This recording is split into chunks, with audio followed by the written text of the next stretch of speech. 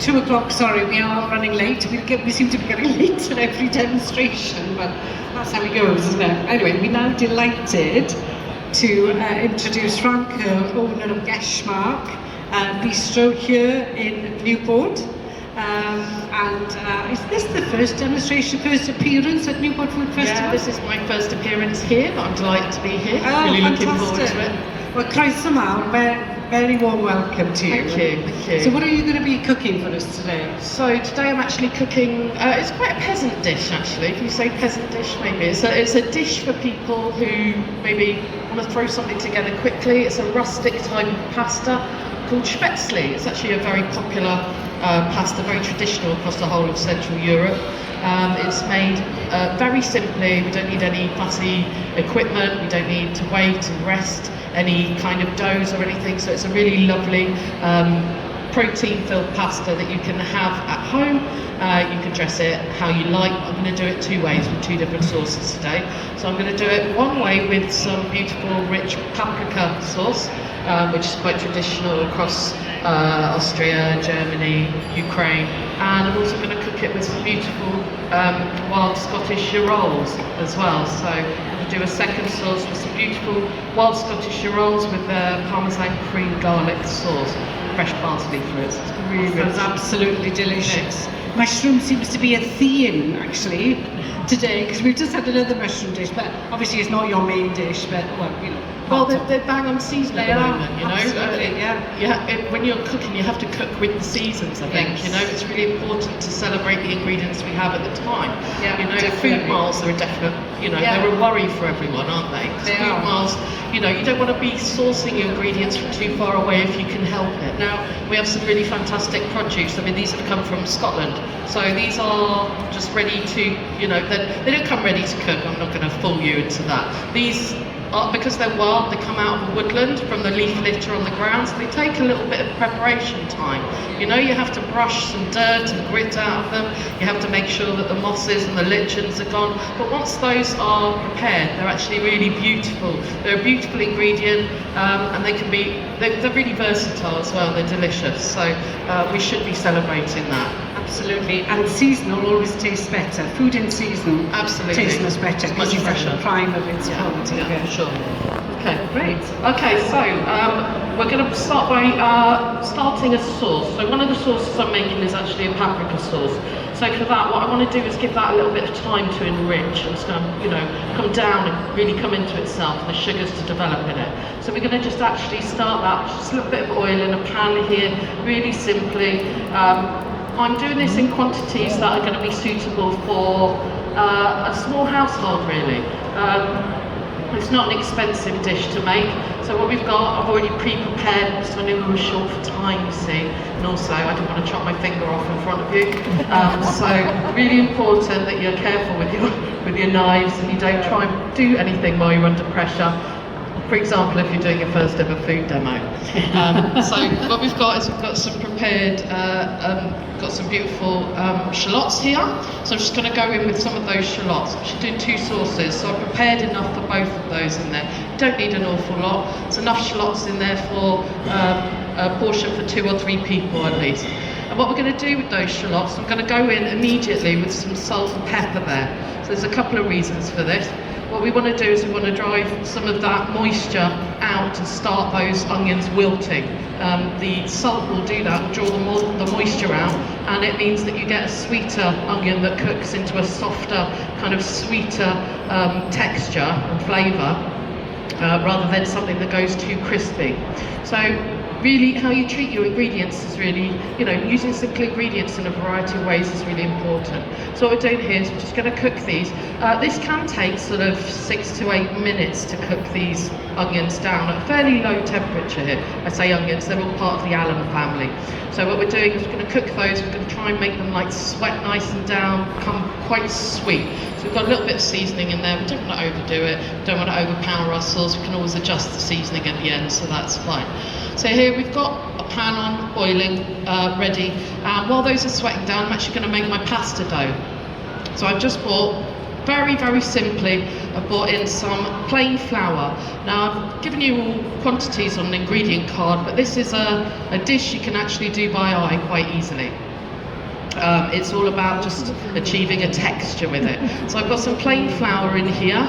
Very simply going to add a bit of salt. We always want to make sure we're seasoning our food correctly. So about a teaspoon of salt in there. You will learn, if you make this a couple of times, you'll learn how to do it and make it taste awesome.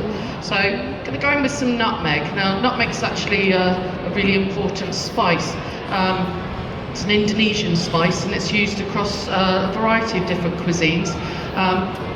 You probably know it from rice pudding in the UK more than anything else. So topping on the rice pudding, it's absolutely delicious. But it's also great in savoury dishes. It just has a really aromatic, overtone. You can buy this, by the way, you can buy this already ground, or you can get yourself a nifty little nutmeg grater like I have. Danger with that is you've got great fingers, or you're going to drop the nutmeg in, but who cares? You don't see nutmeg as much in the so there we go. That's the danger. So we just go again. It happens. That's fine. Not comedic value. But did you know if you ate a whole nutmeg that it's poisonous? Yes. So it's actually a psychotropic. So you take enough of this, you can actually have some hallucinations and some issues there. So but use it sparingly. Use it, but use it sparingly. You can have some contact dermatitis from using it as well. So it's one of those to watch. It's actually from the same plant as mace. Now mace has a similar flavour, but it has a slightly different colour, so it imparts kind of a saffrony yellow colour to dishes as well. So really useful spices there. So about half, I've just used about half a nutmeg. I don't know if you can see that clearly. I'm unaware of what you can see. It's actually beautiful as well. It's a lovely, lovely spice. So I used about half of that there. You can see the quantity I've got in here, not loads and loads, just enough to give it a good fragrance. Okay, right, so next what we're going to do is we're going to go in with a couple of eggs. As I said, I'm just doing this by eye. So I use a whisk, or you can use like a wooden spoon or something traditional to beat it. But whatever you use, absolutely fine. Just giving a check on those shallots, they're absolutely lovely. Okay, whole egg's fine. We've got no airs and graces here. This is a really simple recipe you can throw together very, very quickly. I'm going to go in with a couple of eggs there and just start to mix that up. And it will get really doughy and claggy, but that's fine because this is a process. I'm going with 3 eggs there, and what I will say is it's about an egg per portion. So you've got about 6 grams of protein in every egg. So, you're filling yourselves with protein. It's a really inexpensive way to actually make a meal for your family. And although it's a rustic pasta dish, it is a fresh pasta dish. So it's a bit elevated from what you might normally use. Okay, so we're going to go in. This is just a whole milk. Start to go in with some milk, just so we don't get the dough all too bound together. Now we're not going to be fussy about this. We want a smoothish dough, but it doesn't have to be super smooth. So we're looking just to achieve a certain texture. So just keep working it around, and actually I probably just nailed that. So on the recipe card you'll have quantities in there that will bring you to this texture around about. We're looking for ribbons really like that. We want it to be a dropping consistency. So this pasta is actually quite like gnocchi in the way that it cooks. Okay, so we want it to drop through I'm going to use a spaetzle press today, which is an inexpensive piece of equipment. So I actually make a lot of this in the restaurant, so I use a spaetzle press. It's all made by hand, and it just pushes through into boiling water, rises to the top, gets refreshed, and it's ready. So it's incredibly simple. But actually, if you don't have a spaetzle press, what you can use is just a flat grater. You can also just press it through the grater, or you could take a board. So what I did actually have previously put it onto a board and just used a dough cutter to cut it in strips into the water. So it's really accessible. You can do that at home without actually any specialist equipment at all. You could even, if you're feeling confident, drop it through a sieve, or you could drizzle it into your pan to make the noodles. So it's really simple. So we're looking to achieve sort of a smoothish texture, but it doesn't really matter. It's more about the viscosity of it and how you achieve that here. Okay, So we just have a look at this. Right, so our onions are nice, our shallots are nice and soft and wilted now. You can see that they've gone sort of translucent and they've got that kind of glassy appearance and softness now developing. So we're going to go in with some spices. So I've got smoked paprika here. Now smoked paprika is wonderful, but you can overdo it really easily. It's really, really heady. It's really one of those ingredients that you need to watch out for. Don't put too much in. You can always add, but you can't take away. So I'm just going to go and buy about half a teaspoon of that here. Now, paprika. Now, paprika's great. It's just dried and ground up peppers. So, it's simple, but it gives a really nice, unctuous kind of feel to it. And I like it spicy, so I'm going to go in with some chili as well, so not that much. A little bit of chili flakes. And just some chili powder, like cayenne chili powder here as well. So really simple, just going with all of those spices. Now this is the point that you need to pay a little bit of attention.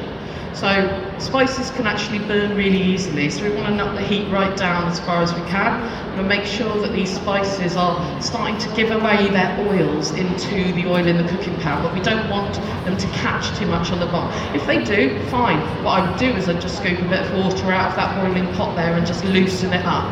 Okay, cooking is not an exact science. It is an exact science, but what we've got is we've got variables. We've got different sized eggs, we've got different flavours of ingredients, we've got different sugar contents. So it's really important that you taste and adjust. That's the best sort of, the best advice I can give you as a chef. Taste your food, make sure it's good. If it's not good, add, you can always adjust, it's fine. So we're going to go in with some sliced red pepper as well. Red pepper. Some people have, mild stomach issues from plants in the nightshade family. What I can suggest, if you're one of those that gets a little bit of indigestion or something like that from peppers, is cook them really well. A really good way to cook them is actually to put them in the oven on really high, just with a thin coat of oil, whole. Don't need to take any seeds out, don't need to do anything else. Put them in the oven, leave them in there on high until they're kind of brown and dark on the outside. Take them out, throw them into a sandwich bag, leave them for 15 minutes, and then you can just pull the skin off. It's really simple. But I'm using whole peppers here because actually if I was cooking this for my family, which I do, if I was cooking this, I don't have any airs and graces about the food. I just want that kind of really robust kind of texture in this sauce. I'm using passata today. You can use a can of tomatoes, or you can use some fresh chopped tomatoes. It really doesn't matter, just the recipe to make it suitable for you. If you like a chunky, really rich sauce, then use whole tomatoes or chopped tomatoes. If you like something smoother, you can always blend it. It's, it's adaptable to suit your taste. Right, so we're gonna just go in with our tomatoes now. We've got this pepper, we can see that that's nice, sizzling nicely at the bottom. Oh, there we go, mustn't forget the garlic, that's important. So to talk about the garlic, I've chopped this garlic for this particular sauce into really thin slices because I like that large kind of feel and the nuttiness you get with cooking the garlic at that size. Okay, for the other sauce I'm making today, I've actually chopped the garlic really finely. That's because I'm going for a different flavour profile. So same ingredients can be very different when you treat them in different ways.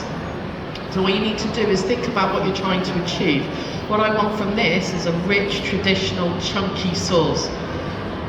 So I'm going to leave the garlic sliced. I'm just going to give it a couple of minutes to get fragrant and start to soften, maybe get some brownness. But garlic burns really easily, so you don't want to leave it too long on the stove unattended because it will become quite acrid. It gets bitter in flavour and it will ruin your sauce, so don't let it do that. Okay, and it doesn't take long either. When it's sliced thinly like that, the heat from the pan and the heat from the bottom is just going to cook it off really, really quickly to a point where it's sweet and it's soft. Okay, so we've got our base ingredients there. We're going to just go in with some passata. We're going to crank the heat down again, and we're just going to let that tipple away. If it starts to reduce too much, add a teaspoon, tablespoon of water, whatever you need just to keep it moving, but we want it slightly reduced. So we give that a taste in about 10 minutes because tomato takes a little while for the sugars to develop when you start cooking it. You have to cook it for quite a while to get those sugars to really develop, and we want all those flavours to combine in there. So we're going to come back to our pasta now. We don't need to rest that. We did because we had something else to do. There's absolutely no need to rest that dough at all. I'm going to use my spaetzle press here. Just the magic. Actually, you know, sits on top of a pan like that. Got a bit of scorch marks here, but we use it a lot. So, what can I say? Everything in my restaurant is made by hand. We don't use any big equipment because we've got a very tiny kitchen, so we have to just cope with what we have. Okay, so what I'm going to do is I'm just going to pour some of this onto the top of the spaetzle press. Now, I didn't bring all my sort of scrapers and all of those things, and it's starting to drip through already, but we just need to just give it a little help through, make sure that we're pushing that through a little bit, and then we'll bring that back out, careful of drips, and then we pop it there. Okay, so if you can see already what's happening in here is it's actually starting to come up to the top, and we've got this kind of like rustic teardrop shape coming on the pasta. Okay, at this point, as soon as it's risen up, it's actually cooked. It's that quick. So if you're after a meal for your family, then this is something you can do really quickly. So what we should do then is we take it in and we put it in some in some cold water and just refresh it. And what we can do is we can keep doing this until we have enough portions for our family. Okay, it's that quick. And it's actually, I first had this dish when I was a child in Austria, and it's a really traditional dish, and I actually ate it with girole mushrooms then as well, or chanterelles as they were known as. They're girolles and chanterelles, the same kind of genus of mushroom. Okay. So is that the influence of your dishes or the theme in your restaurant, in your bistro? Is it Austrian based? Geshmak actually is Yiddish. It means delicious or tasty. My dad's Jewish, so I was brought up very much in a food environment that had all of lots of different Jewish cultural dishes. I spent a lot of time across Europe and Austria as a child. Summer holidays, visiting family, and I was eating all of these kind of traditional dishes. I was very lucky, and my grandma on my dad's side was a phenomenal cook, so she's one of my biggest food influences, really. She was absolutely a wonderful cook. She had a tiny kitchen, about half the size of this, and she'd cook for about 20 people every Saturday in her tiny kitchen, and then everyone in her block of flats would have chicken soup and dumplings then afterwards. So it was really it was a family event for me, eating, and that's one of the things that I like to make sure that people get an experience of when they come into Geshmak. So they feel like they're eating with family, they're eating dishes that are hearty, they get to know us, and they eat what they like. People come in and I say, what do you love? What do you love to eat? If they don't like anything on the board, I see what I can do, and I make sure that they eat properly when they come in. It's all homemade, it's all made to order. I cook on a lesser, let's say a smaller hob than this there. I just cook on a 4-ring induction hob in the restaurant. I've only got 18 cupboards there, but that's part of what, the scaling up sometimes when you scale up into large industrial kitchens or have line chefs, you can lose some quality because you have to have a problem with this, giving responsibility to other people. So when you come to my restaurant, the food you cook is made by me. I don't have a different line chef for vegetables or for desserts. It's all made by me. So you could come in, you might be waiting 20 minutes, half an hour for your starters, but when it comes out, it'll be fresh, it'll be hot, it'll be ready for you to eat. Right, so I think we've probably got enough spaetzle for a couple of portions. Should I do one more lot so everyone's got enough to taste afterwards? I think so. Yeah, there we go. We've got it, so we should use it. And this actually, if you've made this up and refreshed the spaetzle dough, you can keep that once you've refreshed it, drained it, put it in, just drizzle some olive oil over it, put it in your fridge, and you can keep that for up to 4 days in your refrigerator, including the day you've made it. So it's super, because you take it out and just fry it off in some butter or garlic butter, add a sauce. You can add it to soups and stews, you can add it to Asian foods as well. Quite a lot of those Asian cultures have these kinds of glutinous type dumplings that they have a very saucy sort of accompaniments to. I'll just give my hands a little wash. Okay, so that's done with, thank you. Right, so normally I would be refreshing this in some fresher water, but we've got what we've got here. It's a great kitchen, by the way, so thanks, really nice setup, it's really good to cook in. Actually more space than I have in my restaurant kitchen. So I've got to spread out, you know, it's really good. Okay, so we're done with that. Let's turn that gas off, give our sauce a little stir. Let's give that a little taste, just to make sure it's good. Okay, yeah, so the tomatoes have started to sweeten down there, so that's really great. We've got our spaetzle ready. Just going to see if there's somewhere I can put this safely. There we go. Okay, so spaetzle with 2 sauce. We've got our 1 sauce here. It's ready to go. You just need to fry off the spaetzle and fold through the sauce. Simple. Second sauce, we're going to look at those girolles.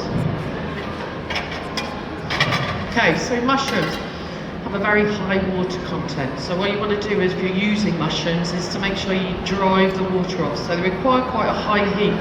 Lots of people say, I don't like mushrooms, they're a bit slimy, don't like the texture. If you cook them well, if you cook them properly, you get a nice crust on the outside and they're actually really great. These Scottish girolles have a lower water content. Actually, it depends when they're picked. If they're picked on a good sunny day or in the afternoon, they're much drier as well, so they keep really well. Keep for a long time, actually. The other mushrooms that you get, like button mushrooms, might have a shorter shelf life, and they've definitely got higher water content, so you need to be mindful of that. Okay, so we're going to stick our pan on here, and we want quite a hot heat for the sauce for the spaetzle, for the mushroom sauce for the spaetzle. Now with a little bit of oil. I'm going to go with butter as well. I'm going to do that afterwards because butter can burn. Now if you put butter in with your oil, the oil can help the butter not to burn, keep it at a lower a lower temperature there, so it doesn't burn. I'm going to go in with some shallots and just give some little brownness to those there. So you can do this actually anyway. I think in my recipe I said put the mushrooms in first and then put the shallots in afterwards. In this case, this is a perfect example of how different treatment of ingredients can give you a different outcome. In this case, I actually want some crustiness to these onions. I want them to start going a bit brown at the edges and get a little bit of sweetness, because that's the flavour profile I'm going for this particular dish. So 2 different rustic pastas, 2 different sauces, very different outcomes. Okay, so we've got some sizzling going on there. Let's just move that about a bit. But once again, I'm still going to go in with my seasoning. Seasoning is key, really important. That salt will go into the onions and give them lots of flavour. Now you can season your meals at the end of the meal. Yes, that's fine. But actually what you can get then is you get pockets of seasoning, you get salt on top or undissolved crystals. This way, when you treat your ingredients in this way and you actually add your seasoning at the beginning, it develops the sauce much better, or develops the flavour much better in that dish. Okay, so we've got a nice high heat going on there. We're going to go in, I'm going to just use all of these mushrooms because they're absolutely beautiful. So normally I like to use these mushrooms to serve about 4 people at home. You can use any kind of mushrooms for this, by the way, any mushrooms off the supermarket shelf. Treat them exactly the same way. Just make sure that you drive the water off them. So we're going to go in with that. I'm going to just add some butter now. So I've been reading here, you're a bit of a master chef yourself. Yes. So yeah, the winner of the culinary master chef. In 2015, I was very lucky enough to be selected for MasterChef Amateurs. I was actually a teacher at the time, so I was making my way, teaching English secondary, as you do, just, you know, go on with life. And cooking's always been my passion, so I just thought, let's just throw it out there, see if I could actually make something of this. And I was, you know, I did very well, very proud of what I did. I knew that I was going to go out when I went out. That's important, I think, because I put the dish on. I made a pickled chard jelly. Now that haunts me. The pickled chard jelly was in the blast freezer setting, and it looked set, so I went to turn it onto the dish, and the top layer just gave and the jelly went through the whole dish. So this pickle flavour went through the whole dish. Beautiful lemon soul, and it just ruined the whole dish. I had about 2 minutes before serving up, and I thought, that's it. But you know, what it gave me was the passion, knowing that I could do this. Okay, back to the food a sec, because I just want to show you this kind of like effect that we're getting on the shallots here, where we're getting these little crispier edges going on. So that is actually going to be really delicious. more you cook those shallots down, the sweeter it's going to be. And those mushrooms, I mean, It's making me you need to hungry. drive the moisture off, but don't overcook them. They can go a bit slimy, can go a bit slimy if they're overcooked, these ones. They will go very small. They stay really nice and firm and nutty, they're still cooked through. You know, and oh God, the mushrooms are great at the moment. Absolutely brilliant. I've actually been very lucky to find a puffball my daughter and I ate. It's great. I wouldn't recommend anyone go out and forage your own mushrooms. Okay, please don't do that. They say you can eat all mushrooms once. That's it. Right, so what we're going to do now, these are actually cooked, so I'm going to take the temperature down a little bit. What I want is a garlic profile in here as well. I'm going to use this minced garlic instead. Just hand chop this. Don't need to be too kind of delicate about the whole thing. Now, we want to move that very quickly now. We don't want the garlic to burn. So what I'm going to do then, very quickly, about 30 seconds maximum really, keep it moving, and then we're going to go in with some cream. Double cream. Don't use single cream in your recipes if you're cooking. Okay, it splits. Double cream has the higher fat content and it stays homogenised the whole time, so it's a really good cream to use. And remember, you're cooking this for a number of people, okay? And these kinds of animal fats are good for you if you're not of the vegan persuasion, obviously. They're really excellent. So we've got that there. We're just going to pull that temperature down a little bit. It's just going to bubble away. We can actually go in with just a little bit of that pasta water. Okay, very important. Pasta water is great. It's got all that starch in it from when you cook the pasta. It actually can help you to bind your sauces and make them really creamy and stick to the pasta. So don't throw away your pasta water straight away when you're making dishes like this. Reserve some to the side because it actually is a really useful tool. You all know you try to stir a sauce into a pasta and all of a sudden it's too sticky. Just shove a bit of that pasta water in again. It just brings it all together. Delicious. Right, so I've also got some parmesan here. You can, obviously Parmesan is not vegetarian, so it's made with beef rennet. So if you wanted to use a vegetarian product, you could actually use a hard cheese alternative. Quite a lot of the supermarkets now offer a hard cheese alternative to Parmesan. It hasn't quite got the kick, you know, the depth of flavour Parmesan has, but it's definitely got the right flavour profile there. So it's got something you're looking for. And if you're a vegetarian, die-hard vegetarian, you don't want to put beef rennet into your food, then Italian hard cheese is the way to go. Yeah, I think they need to come up with a better name for it than Italian hard cheese, but apart from that, it's a really good product. Okay, so it doesn't matter, you don't have to use the tiny grates, this is going to melt through. Okay, so you don't need to use the small side that you might use to actually dish up and decorate if you're presenting. Right, so that can actually come more or less off the heat now. And we're going to start, so I've made a big mess here. Let's just get a bit to clean up. Missing all my cloths and things. It's a bit of a challenge when you're coming to work in a kitchen you've never worked in. I do love a challenge. In front of an audience as well. So yeah. You're doing remarkably well for your okay. first ever demonstration. Thank you. Right. So we're almost ready actually to serve up now. So what I'm going to do is going to take my spaetzle and I'm going to fry it hard with a little bit of that garlic and some more butter I've got left over.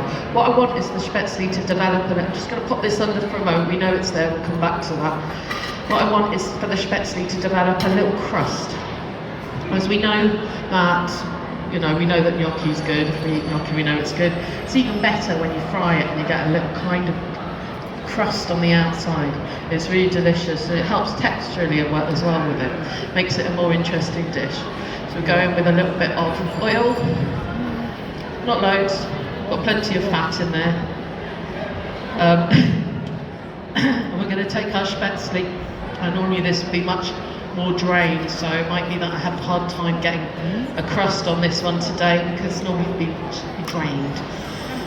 So just wondering if we've got a might see if I've got something.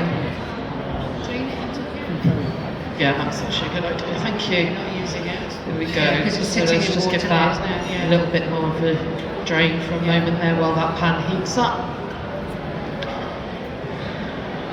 So in your restaurant, are you open for lunch and dinner? Or? So we open Wednesday, Thursday, Friday and Saturday for lunches and brunches, and Friday and Saturday evenings.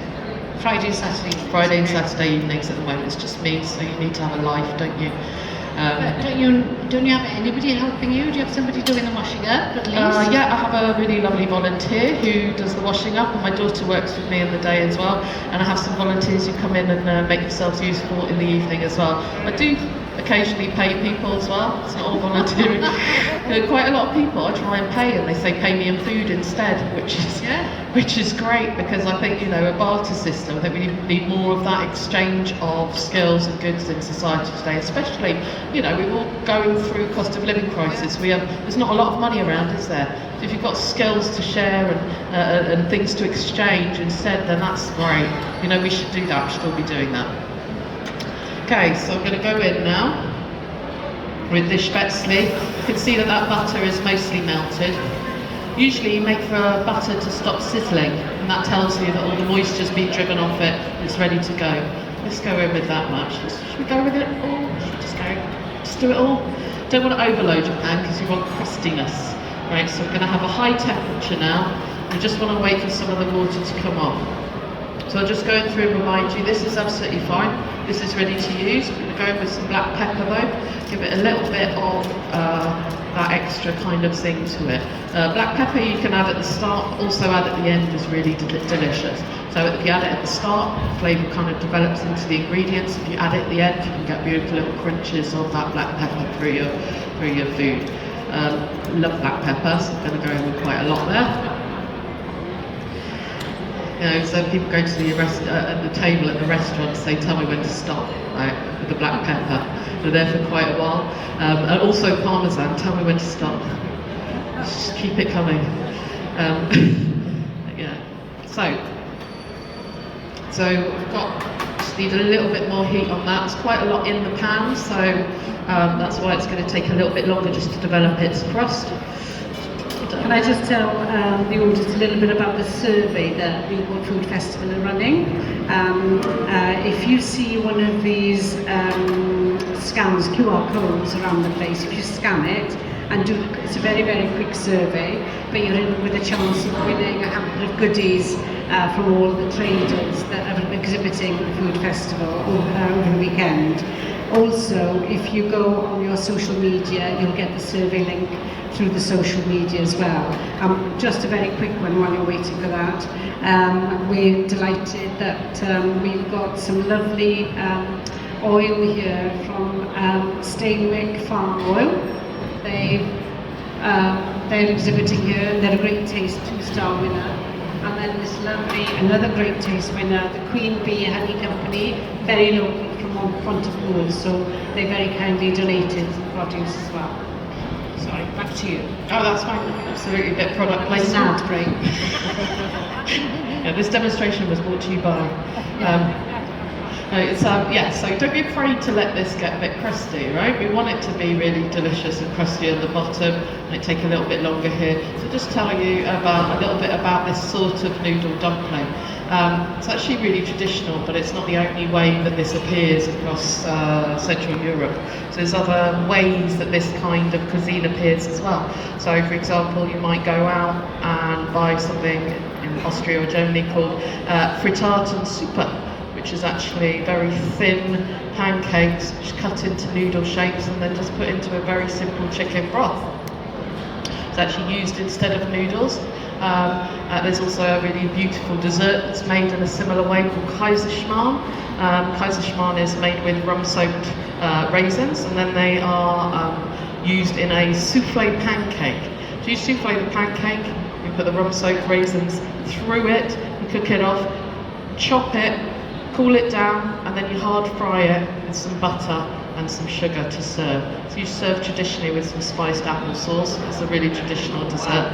So this kind of recipe is not just for savoury, it can be used for sweet as well. So if we can peek, we can see now, we can see a few parts of this have started to get a little golden crust on the underneath. So we're almost there, we're almost ready.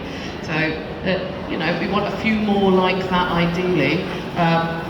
When that starts to happen, the going to add some garlic now because we know we're almost there. Garlic, remember, burns, so we don't want loads of that in there. We don't want to cook it for too long. So we're just going to go in with a little bit for a couple of minutes before we start to add the sauces and finish our dish.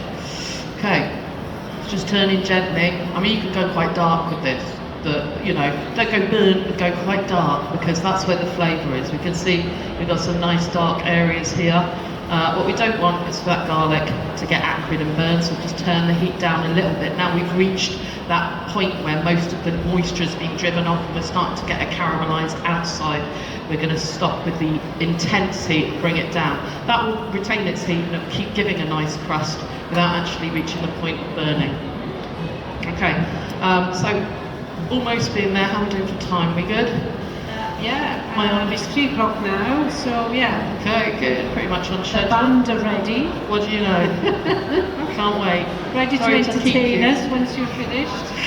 Okay, so what we're going to do, we'll just pull this sauce and just bring it up to heat again. Just a nice gentle heat there. I'm actually just going to use, so this is actually more or less a 2-pan meal. If you aren't going in with 2 sauces, it's going to be absolutely fine to use. I'm just going to give that a taste and see if it needs a seasoning adjustment. Taste your food. Yeah, really important to taste, isn't it? Really important. Yeah. Needs a little bit more salt, but it's almost there. I can taste the nutmeg in it. It's really good. Subtle. And if you were going with a more sophisticated palate and maybe not cooking for your whole family, go with a bit more nutmeg. Adjust it to make it suit you. We can see that that's actually starting to come up now. We're going to take some of this, so half of it. There's about roughly 2 portions there. So there's just 3 eggs. We've got about 4 portions. If you have a nice side salad, or top it with some chicken or whatever you like if you're not going to have a vegetarian meal. Okay, just take that off the heat slightly there, and we're going to fold this one with our paprika sauce. Okay, so we've got that. Now we can be really fancy schmancy pants and we can put loads of stuff on top of this, or we could just go with this as a really good hearty meal that's cheap and it's tasty and it's going to, you know, it's going to fill your family up and it's not going to be a financial burden for you or not nutritious in any way. And I think that's really important at the moment.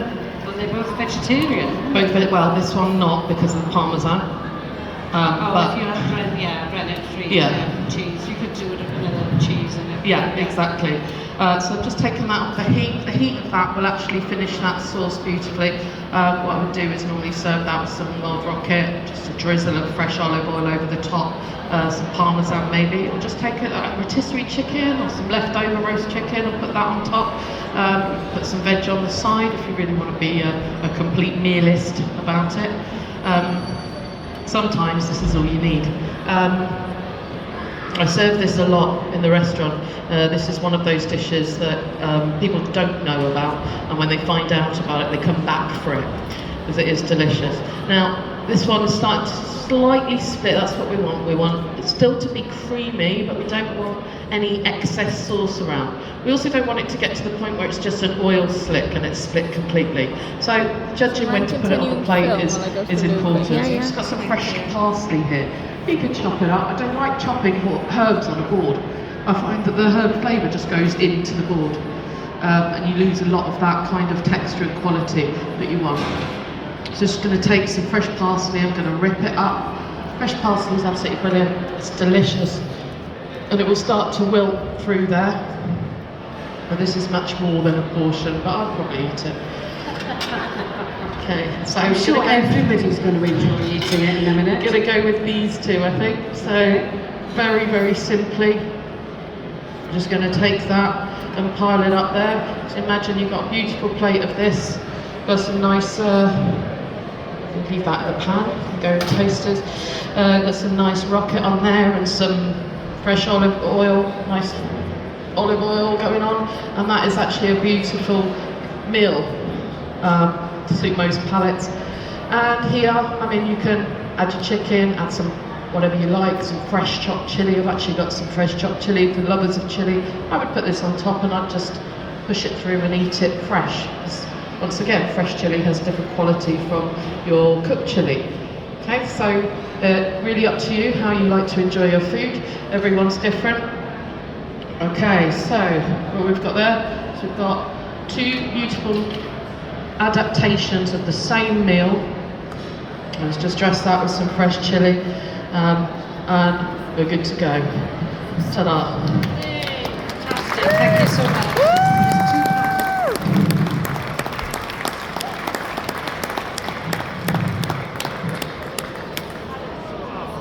Smells absolutely divine, actually, so you're going to really enjoy this. Right, Joy, I hope you all taste it. You love it? Come and see me at Geshmak. Yeah, definitely. Thank you very much. Thank you. Amazing, fantastic. Over to the band, ready for you to rock and roll.